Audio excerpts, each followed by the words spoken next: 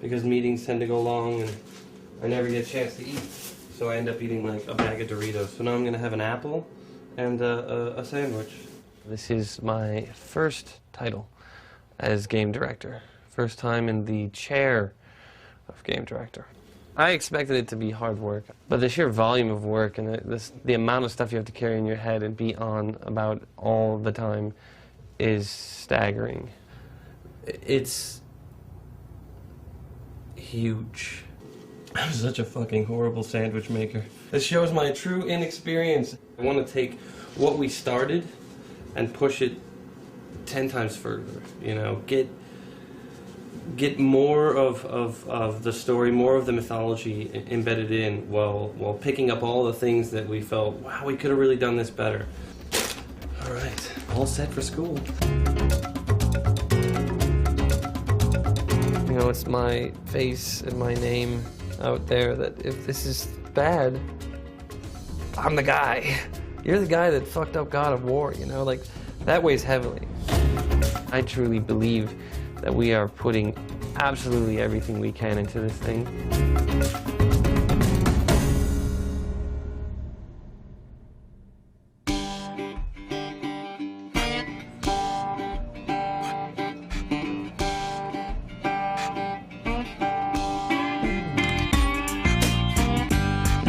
First, I want to apologize for my voice. It's a little rough. I was in Phoenix yesterday watching a football game, so it'll be cracking on and off. Go Rams.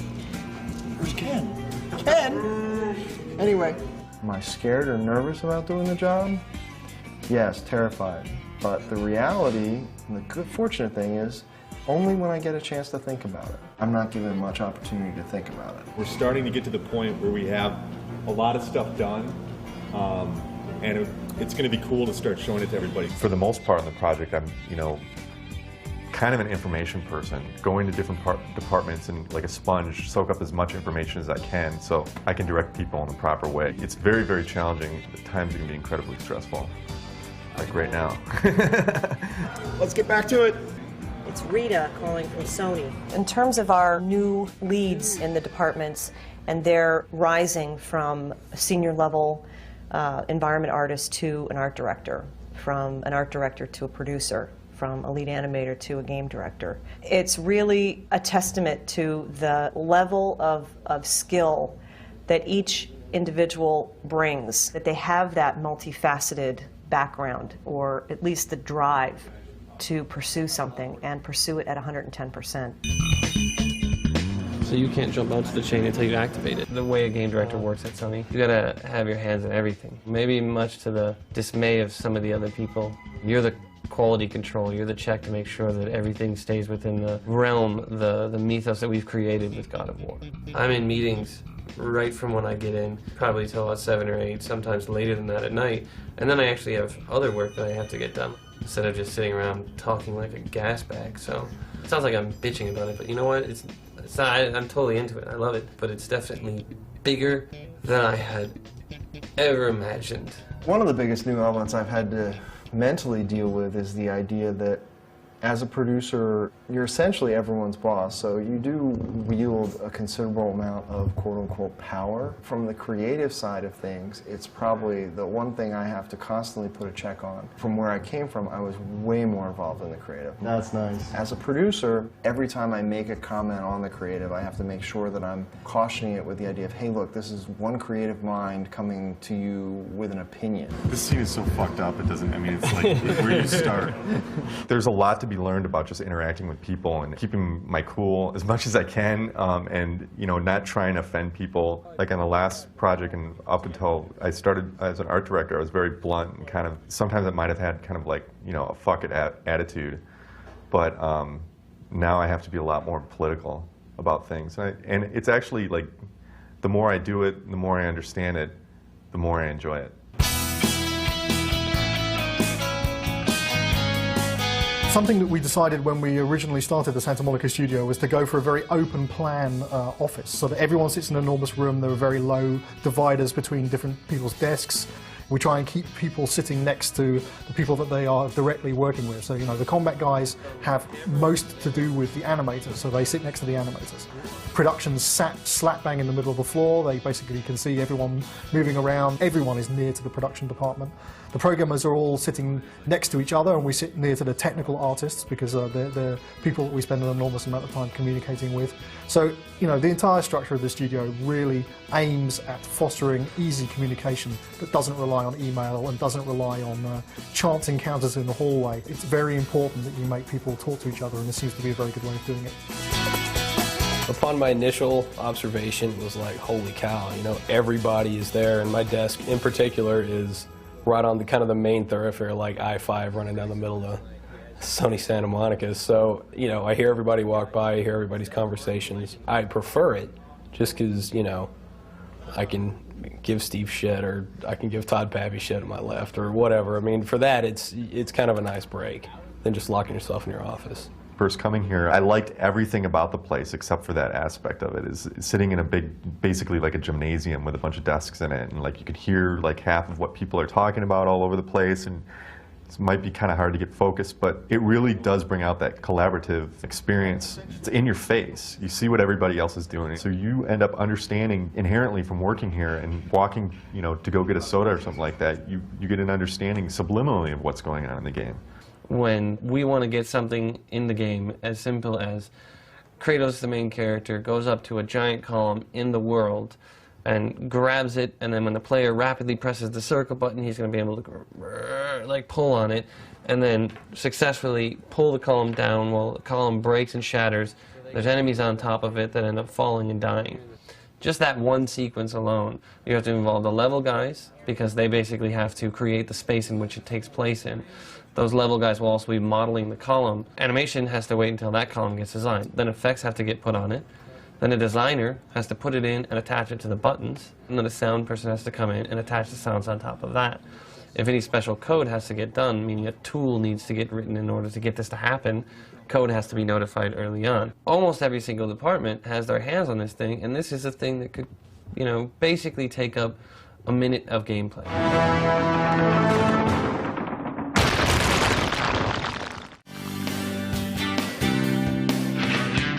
God of War 2 has about 70 people on it.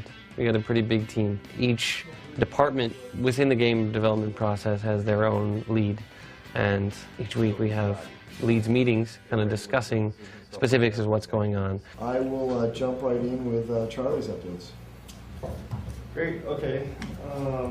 This title, Visual Development Director, is really kind of something that we wanted to test out, because we really didn't have anything like this in our production pipeline. I really wanted to get all the visual development guys together, because before there wasn't a lot of collaboration. We represent the whole minority group here. Yeah.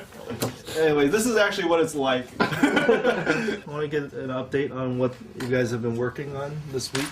Okay. If you guys have been working this week, why don't we start on this side? Eric, you want to just kind of run through some of the stuff that you've been working on? All right. This is the Great Titan Oceanus concept that we've been working on. It's about camaraderie, I think, you know, with the people that I work with. They constantly push me, and hopefully I push them.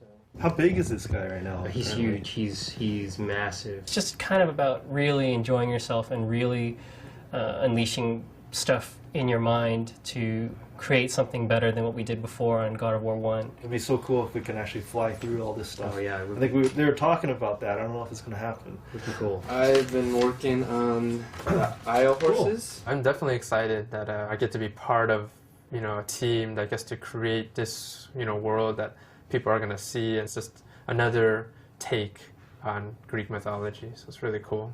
Cool. Let's get back to work. To be able to form a team that we can really feel comfortable to, you know, to say anything, whether it's, you know, critiquing each other's work or just wanting to hang around with each other, that part of it I'm probably most proud of on this time around. We switched gears and we started doing something completely different at the drop of a hat. And that happens all the time. My job is primarily managing the production side, the art, the content that actually goes into the game. And Charlie works to develop the content that we end up creating on paper first. The art group is comprised a number of different teams. There's the animators, there's cinematic animators, tech artists who basically do everything from create rigs for characters to create scripts to help environment artists model faster. Then we have environment artists, and we have character artists, and we have effects artists. It's going to be tweakable. That's what I understand. Programmers are implementing features and making tools for the artists and the designers, for that matter, to use.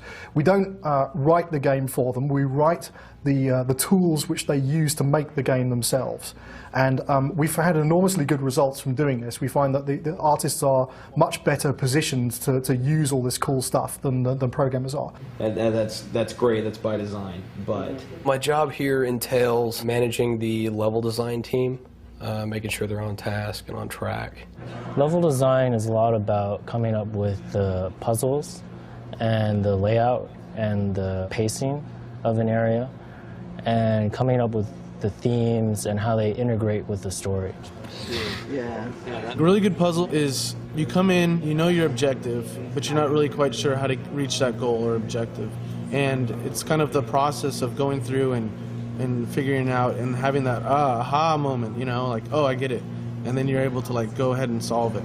And as long as it's not too like hard, not too easy, it's finding that sweet spot. Okay. You can trigger a camera from the lever that would transition, and then when you've successfully completed the lever, it'll be already transitioned, so it won't be like a big cut. All right. The challenge for the designers is we really have to focus on making it fun. I mean, a lot of ideas are good in theory and they sound like they can be really cool, but taking it from a concept and a thought and an idea to actually making it work and playing it are such different things. Our job is to really nail, hey, is this fun? Is it challenging for the player? Everything. I thought you were only focusing on animation. No. Well, yes. Whole experience. I'd say that the sound needs a total rework. Because the sounds of it crashing through, none of it sounds impressive.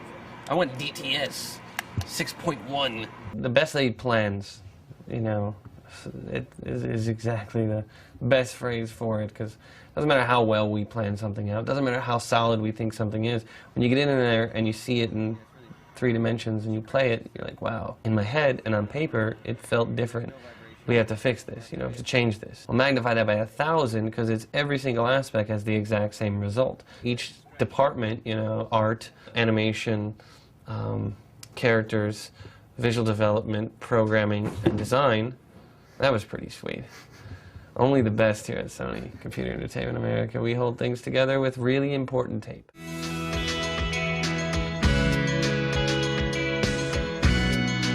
One of the areas that I'm most pleased with and surprised about is the fact that there are a lot of people that really banded around Corey and supported him through this endeavor. He's in a pressure situation, and without the team, he's left with nothing.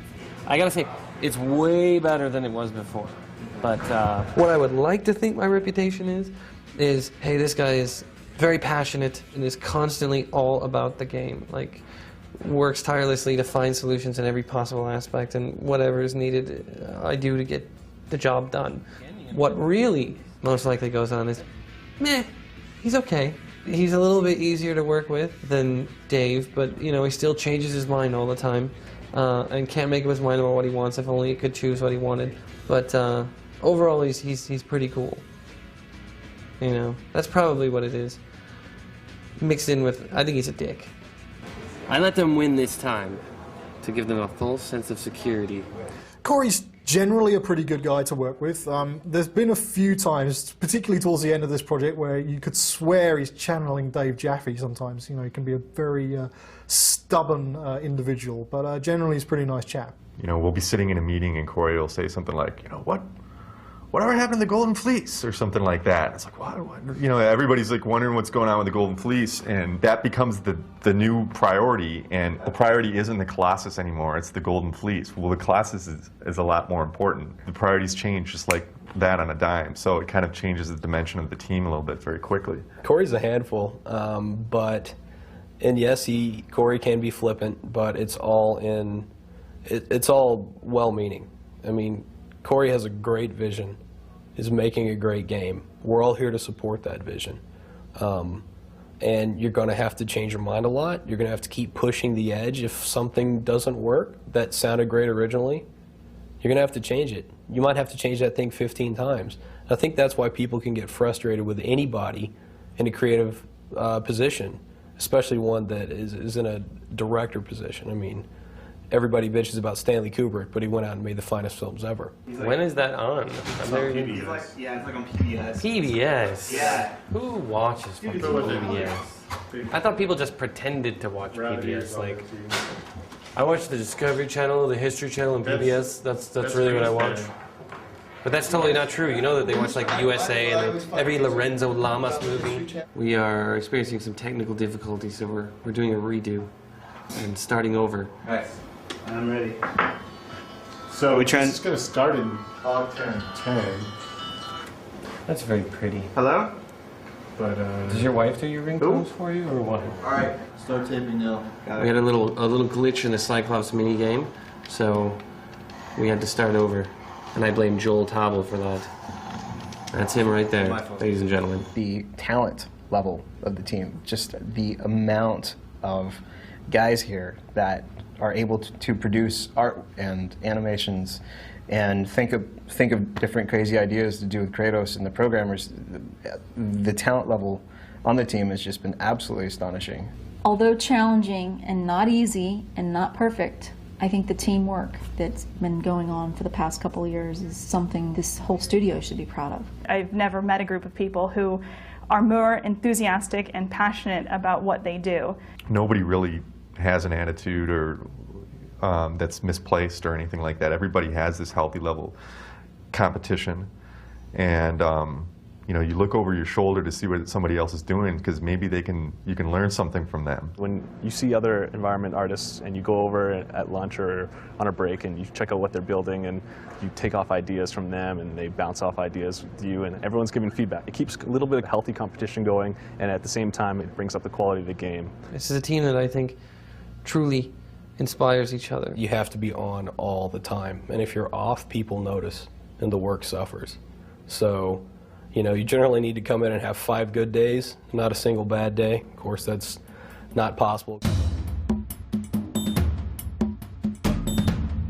E3 is a big opportunity for media to get a glimpse into what's going on with the various software as well as hardware. It's kind of an opportunity for developers to kind of show off. It's bigger than Oscar night. I mean, it's huge. It's a chance where you get all these, you get all developers, you get all studios, you get all the gaming consoles like PlayStation, Xbox. Everyone's going to be there. It's hyped up. Everyone's psyched up. Everyone's just a fan of games. We are about to go into our E3 meeting, sort of a pre-E3 update meeting to kind of get a status check from all the key leads of where we're at on the entire game. And this is actually going to be my first playthrough of the E3 builds all put together. And hope everything goes fantastic, because we don't have that much time.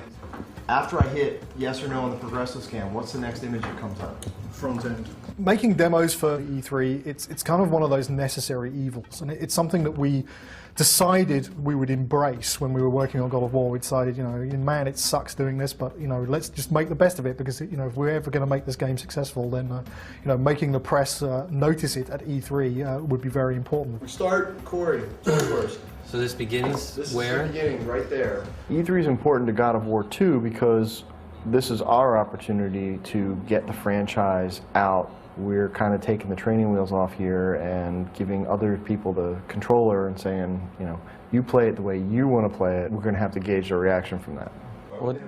Why did that guy just disappear? Is this not working? I didn't do anything. I don't know if this is all the latest stuff, because I'm seeing older animations. That has to get worked out. What about the art on this area? I thought it was... It's done. Yeah. Like, those little landing pads are missing. Did we, like, check this stuff before we have a meeting like this? Corey, be more effective. we were doing our best to do that. I'm not saying you're not doing your best. I'm just saying, like, would it be more advantageous? There feels like a lot of stuff like this. We wouldn't be having this discussion until 7 o'clock tonight. If that's what it's gotta be, then it's what's gotta be, right? No. So, I don't know, maybe if there's a lighting thing you do to kind of call attention to it a little bit more. I really want people to walk away from this going, fuck.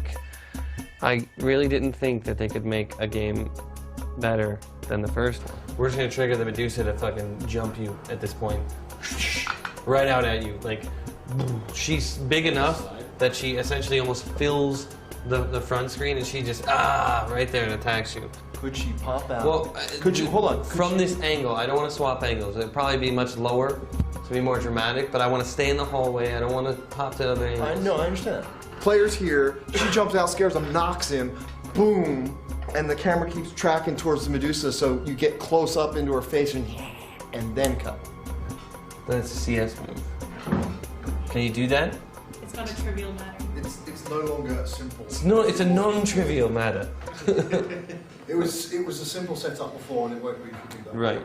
It's really easy to go through a production and go, you know, okay, this is sort of working all the way, I'll get the last 10%, you know, when we start heading down.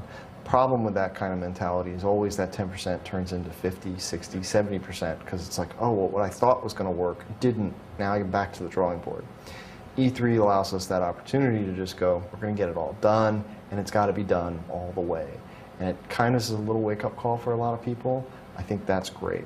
Well, Pegasus Animations, just so the Pegasus himself feel like we're still in first pass with not a lot of stuff in there, and I thought we were going to be much further along. This is the new God of War 2. This is going to be our signature piece. Steve is the guy that has to basically jump in the middle of the firefight and calmly figure out how it's all going to get figured out. Bullets whizzing by all over the place, and he's got to figure out what's going to go on here.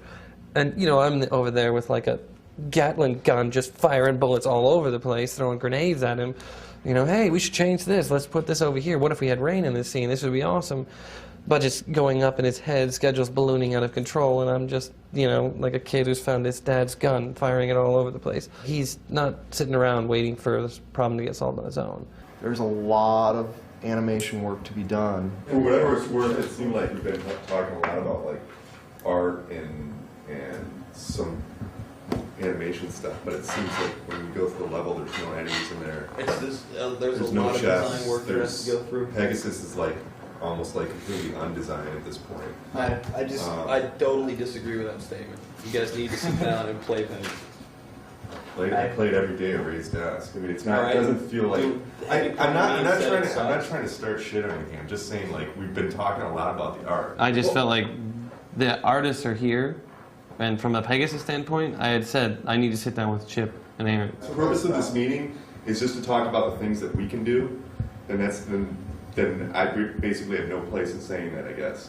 Stig's coming from a really good place, man. He's a guy that I feel truly leads by example. You know, this guy shows you that it can be done by doing it himself, by really instilling that sense of pride within your own work, by showing that he has that sense of pride in the work. I'm not trying to start shit like it's not observation. Yes, you are, but it's a good shit that you're starting. This isn't a dig on you, so don't think I'm attacking you. I'm just but you fucking suck. No, but seriously, we gotta fucking step it up. That's it. Excellent. There are numerous red flags. There's a ton of stuff that really needs a lot of work. Stitching the level together still really isn't there. It's kind of duct taped together. Not even it's scotch tape. It's scotch taped together right now. It's not even that much. We've got a lot of art issues. A ton of animations that have to get done. So we're going to have a lot of fun trying to figure that one out. It was a good thing to kind of get a status check for everybody, but we have a shitload of work to do. It was also mentioned that the projectiles that fire from Pegasus seem to be coming from the Pegasus's ass.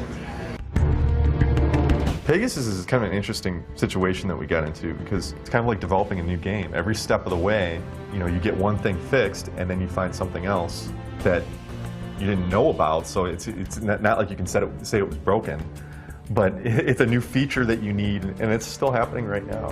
Pegasus is a different game. Might as well be called Pegasus. It doesn't look like this year we are making it with Pegasus, and it sucks for all of us, but we all kind of feel the exact same way, which is we don't want anybody to see it until we all feel 100% about it. So that's the sort of the double-edged sword of E3 is, you know, you can chase the demo, trying to get it out there, trying to show people what you got, but if it's crap, you're going to pay the price. I was running the Pegasus push to E3, and to see that not make it was like getting kicked in the balls by a donkey. Very hard. I think in the end we'll be all right, but I think right now there's still a lot to figure out with Pegasus.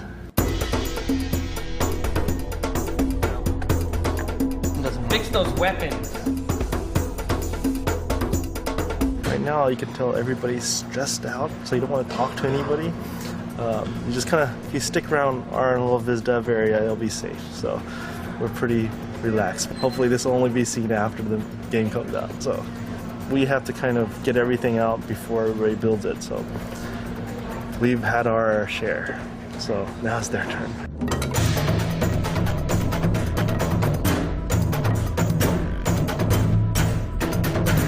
Can't go home until he goes home. I'm sleeping here tonight, man. There's no hope for you. It's all over. There you have it. I'm sleeping here tonight. That hole that is created, it feels like we made it more extreme. Like actual cracks that appear on one frame. We got so much done in this last month. We lost a few years off of our life due to sleep deprivation, but you know, we got a lot done. They get to a point where they're just like, I don't know, should I attack? I don't know. Over here, they just want to love. So yeah, I don't have any idea why he's just decided now that attacking is not in his best interest. It's incredibly daunting knowing that the entire team is pushing themselves really hard and everybody's, you know, staying late, putting in lots of overtime and really putting everything they have into this demo. It's a much more tense environment than it normally is. I mean, everyone's really under the gun. A lot of pressure, a lot of tired people. It's not rocket science, no one dies as a result of doing it, but it's a pretty stressful job nonetheless. Lots of very passionate people working on the project, and that can lead to some arguments and stress. There's definitely a few evenings you go home and you just want to go and punch something. The stress level gets high enough that I just try to mentally just stop myself from caring and just sort of robotically go about it. And no matter what somebody says to me, it's just like, okay, they don't mean that. I'm just going to keep moving. There's a lot of freaking out and then just kind of stepping back and just reminding yourself that, you know, it's a video game. Who controls the camera tween? Does anybody? Is it automatic? How's that work? The product is ours. We have the right to beat the living crap out of it. We have the right to be picky and brutal and evaluate it from the, you know, this is shit, this is the worst I've ever seen. I mean, we have the right, we're creating that, we have the right to say that.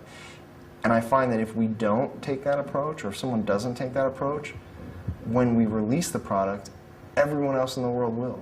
There's a smoothness to where the animation needs to be, and it's not there. It's not about you're not doing your job, it's about the product isn't where it needs to be, what do we need to do to get the product there? That's always been my philosophy. I gotta say, the ending is low budget. It's truly a live or die situation, you know. I want to make a great game and I want to make a great experience, but if I don't, it's probably it for me. I hope not, but most likely it is.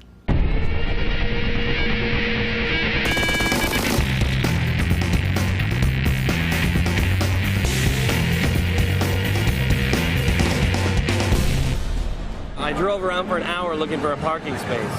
I had forgotten how fantastic E3 is. Fuck that. It's been a long road and we only have a small amount of the game finished. But it's showing very well. Right now the booth is pretty packed. We've only got 8 stations, so a lot of people are at the booth. It's very exciting, very good for us. I'm looking forward to seeing people's responses back to this thing. Right now I haven't heard anything, but seeing the crowds is definitely an inspiring thing. But it's cool. It's so surreal, like seeing the game you worked on, like on the floor. It's awesome. Fantastic. I like the same gameplay with more intense moves. I like that you can do multiple grabs and that even though the guy is technically dead, you can still beat the crap out of him. As a consumer, I say, why am I going to go drop cash on a 360 or a PS3 when I can get that kind of performance out of my PS2 and a game that looks that great? That's awesome. I was actually kind of bummed out when I heard we were going to do this game on the PlayStation 2. You know, going to E3, I was just like, this is great. We're squeezing juice out of the PS2 that's, you know, looking at the games of E3. 99% of the time when I look at a game, I'm like, our game looks better. The day we ship our Gold Master, that will be the end of the PS2 era for me. And I'm going to be very sad. It's been, without doubt, the most fun console I've ever worked on. It's been a very, very good few years working on this machine. And I really feel like we're giving it a good send-off. I think at E3 to see even with the PS3 booth 15 feet away, we still had lines of people wanting to play the game and people really enthusiastic and talking about it. That's why we make the games. That's why we suffer. And that's why we enjoy ourselves. is because we want people to have fun playing it, and to see people having fun playing it. That's what it's all about. Aaron! What's up, Hans? How you doing, man? Dude, this is the first game I'm really actually proud of. I'm 31 years old and I still can't believe I made games, right? I mean, that's a trip. That really is kind of worth it. But yeah, it's incredibly rewarding to see people that actually are feeling something when they play this game. This is the most excited I've ever been in my life. Dude, I'm totally geeked out. I showed up yesterday, I'm like, whee! All happy. Nuts. This is great. Between hyped up, exhausted, relieved, stressed, I'm all over the map right now. It's been a pretty crazy day. I think the interest in the game is really high right now, and that's awesome. I think it's really encouraging to see, and I hope that we can build and maintain this level of media hype. I think it all speaks well to this game coming out of the door next year and just rocking.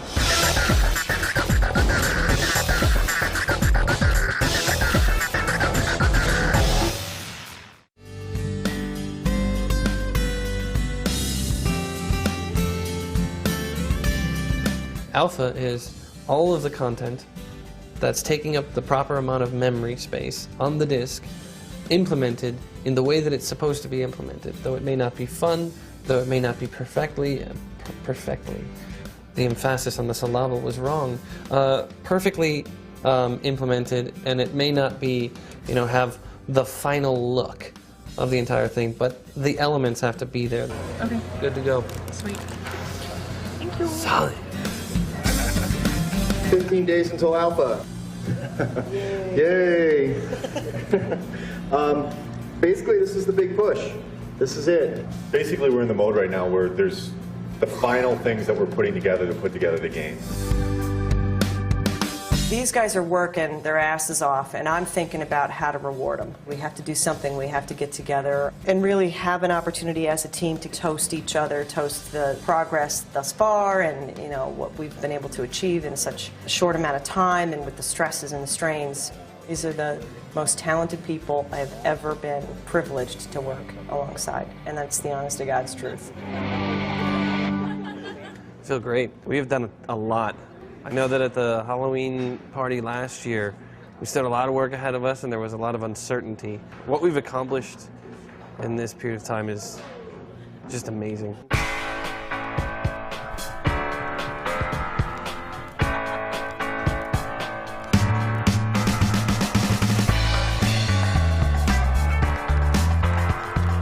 A lot of people are tired, but they're finding their reserve tanks, and they're finding strength or will to continue on by seeing progress being made in all the different aspects of the game and really being inspired by each other.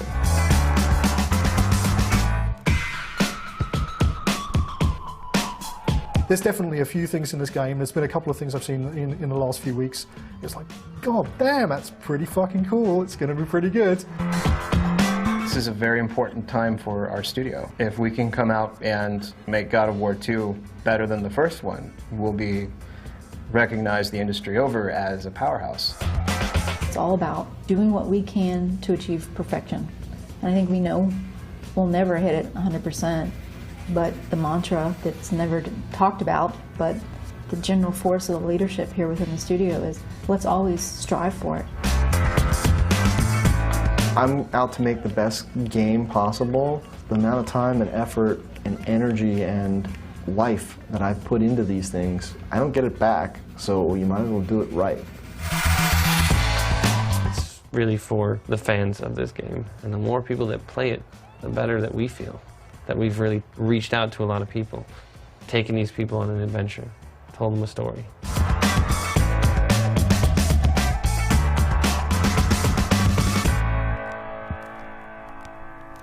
So is that good? That's good. And we got it all? We got it all. Fan-fucking-tastic. I mean, it seems to be taking a bit more of an important role lately, like a lot of people.